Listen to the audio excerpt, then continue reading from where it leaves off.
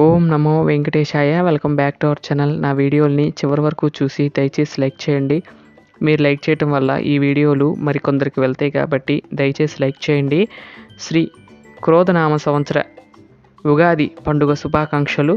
మన కుటుంబ సభ్యులందరికీ కూడా ఆ వెంకటేశ్వర స్వామివారి ఆశీస్సులు మీ అందరి మీద ఎల్లవేళలా ఉండాలని కోరుకుంటూ, ఈరోజు ఉగాది పండుగ రోజు ఉగాది పచ్చడిని ఏ విధంగా రెడీ చేస్తాననేది మీ అందరికి కూడా చూపిస్తున్నాను. ముందుగా వేపపూత వేసుకున్నాను చూడండి. అన్నీ కూడా సమపాలనలో వేసుకోవాలండి. ఆ తర్వాత పంచదార వేసుకున్నాము. లెక్క అయితే బెల్లం కానీ వేసుకోవచ్చు. నేను మాత్రం పంచదార వేయటం అనేది జరిగింది. మీరు బెల్లం వేసుకోవచ్చు, పంచదార అయినా వేసుకోవచ్చు. ఆ తర్వాత కారం అండి. నేను కారం అయితే వేసాను. మామూలుగా అయితే మిరియాలు వేయాలి. మిరియాలు వేసుకోవచ్చు, కారం కూడా వేసుకోవచ్చు. మేము మాత్రం ఫస్ట్ నుండి కూడా కారమే వేస్తూ ఉంటాము. ఆ తర్వాత ఉప్పు, ఆ తర్వాత చింతపండు చక్కగా చిన్న ముక్క తీసుకుని అది నానబెట్టి ఆ నీళ్ళను మేము పోస్తామండి. మీరు మామూలుగా చింతపండు కూడా వేయచ్చు, కానీ మేము మాత్రం ఆ నీళ్లు మాత్రమే వేస్తూ ఉంటాము. అలాగే పచ్చి మామిడి ముక్కలు కూడా ముక్కలు చేసి చక్కగా చిన్న చిన్న ముక్కలు చేసి అవి వేస్తూ ఉంటాము.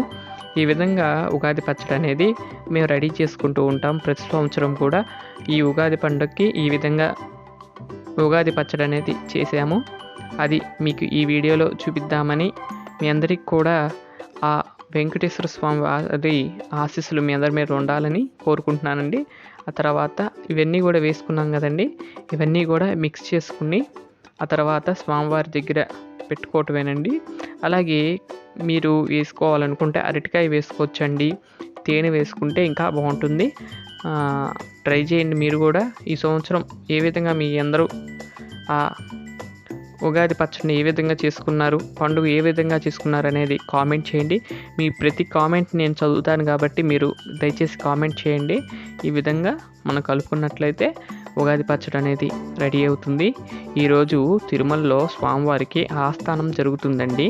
విశేషంగా స్వామివారిని బంగారు వాకిల చెంత సర్వభూపాల వాహనాన్ని అలంకరించి స్వామివారిని ఆ మండపంలో వేంచేపు చేస్తారు. ఒకవైపు విశ్వక్షేణుల వారిని వేంచేపు చేసి ఈ సంవత్సరము పంచాంగాన్ని స్వామివారికి వివరించి ఆ తర్వాత నూతన వస్త్రాలు పెట్టి స్వామివారికి విశేషంగా ఈరోజు పండుగ అనేది తిరుమలలో అందంగా ఆనందంగా జరుగుతాయి. అలాగే దేవాలయం మొత్తం కూడా చక్కగా విద్యుత్ లైట్లు మరియు పుష్పాలంకరణతో అద్భుతంగా దర్శనమిస్తారు స్వామివారు. చూడండి, ఈ విధంగా ఉగాది పచ్చడి అనేది రెడీ చేసుకోవటం అనేది జరిగింది. ఆ స్వామివారి యొక్క ఆశీస్సులు మీ అందరి మీద ఉండాలి.